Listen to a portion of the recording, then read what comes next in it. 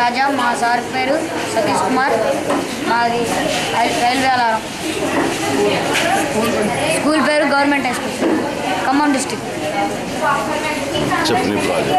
ఒకేసారి అత్యధిక మంది ప్రయాణికులు ప్రయాణించదగిన రవాణా సాధనము రైలు.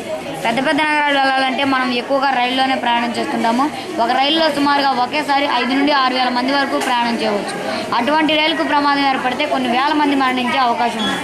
ప్రస్తుతం మన దేశంలో ఉన్న రైల్వే కంపెనీలు అన్నీ కూడా 70 సంవత్సరాల క్రితం ఉన్న టెక్నాలజీ మీద ఆధారపడి పనిచేస్తున్నాయి. అప్పటి నుండి టెక్నాలజీ మీద ఆధారపడి పనిచేస్తున్నాయి. అప్పటి నుండి చాలా కొద్ది పరిశోధన మాత్రమే జరిగి కొంచెం మాత్రమే రైలు వ్యవస్థ అభివృద్ధి చెందినది. ప్రపంచంలో ప్రతి 9 నిమిషాలకు ఒక రైలు ప్రమాదం జరుగుతున్నది. సుమారుగా మన దేశంలో ప్రతి సంవత్సరం 1000 మంది వరకు రైలు ప్రమాదం వల్ల చనిపోతున్నారు. ప్రతి 2 వారాలకు ఒక రైలు పట్టాలు తప్పుతున్నది. రైలు పట్టాలు విరిగిపోవటం వలన కానీ, ఎవరైనా కావాలని పట్టాలను కోయటం వలన కానీ, పట్టాల డిస్ప్లేట్లను తొలగించడం వలన కానీ ఎంతోమంది మరణించారు. అటువంటి ప్రమాదాలను ముందుగానే పసిగట్టడానికి మేము చేసిన ఈ చిన్న ప్రయత్నమే రైలు అలారం.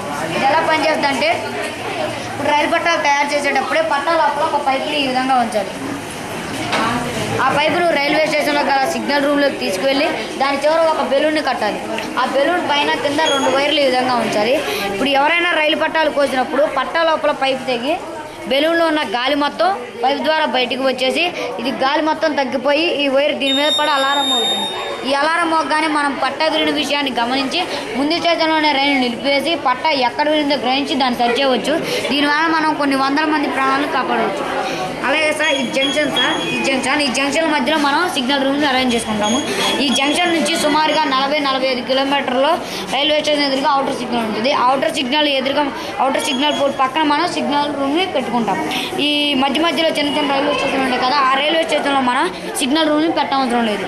ఈ 40-45 కిలోమీటర్ల దూరంలో ఉన్న రైలు ట్రాక్స్ ఉంటాయి కదా, మధ్యలో ఎక్కడైనా కట్ అయినప్పుడు ఇక్కడ సమాచారం వీళ్ళు ఇక్కడ సమాచారం అందించి రైలుని అక్కడే నిలిపేసి దీన్ని సరి చేసుకోవచ్చు. మనం పైపుల్ని ఈ విధంగా రప్పించుకొని ఆ సిగ్నల్ రూమ్లో ఆ విధంగా మనం పెట్టుకోవాలి. ఇక్కడ మనం రైల్వే స్టేషన్ ముందర పైపులు పెట్టవసరం లేదు, ఎందుకంటే రైల్వే స్టేషన్ ముందర ఎవరైనా కట్ చేసినప్పుడు మనకు తెలిసిపోతుంది కాబట్టి పెట్టవసరం లేదు. జంక్షన్ అవి వెళ్ళిపోయిన తర్వాత అవుటర్ సిగ్నల్ కానించి మనం పైపులు కంటిన్యూ చేసుకోవచ్చు. సార్ ఈ పట్టా లోపల మనం పైపులే కాకుండా పట్టా లోపల రీఫ్లు అంతా ఖాళీ ఉంచుకొని సిగ్నల్ రూమ్ దగ్గర మనం పైపుని అటాక్ చేసుకోవచ్చు. నువ్వు పెద్దయ్యాక బాగా చదువుకుని పెద్దయ్యాక ఏం అవ్వాలనుకుంటున్నావు? టీచర్. ఎందుకు టీచర్ అవ్వాలనుకుంటున్నావు? టీచర్ అంటే కానీ నాకేమో నువ్వు రైల్వేలో చాలా పెద్ద చీఫ్ ఇంజనీర్ అవుతావని అనిపిస్తుంది.